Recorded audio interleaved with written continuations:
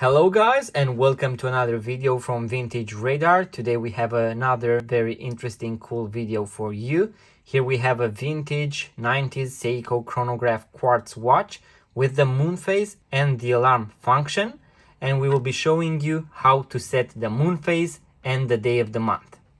So you have the crown at 3 o'clock and you have two positions. The first one will be the one where you can set the Moonphase and the day of the month, and the second one would be where you set the time. So if you pull the crown all the way, this is where you can actually set the time.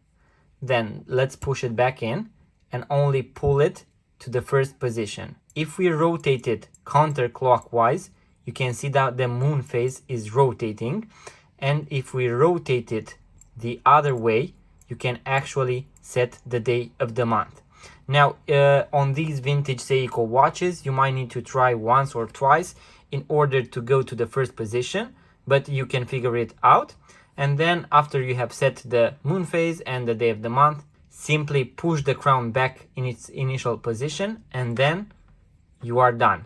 The Moonphase and the day of the month are set. So that was the video, guys. I hope you enjoyed, and you can now set the Moonphase and the day of the month on your vintage Seiko Chronograph watch.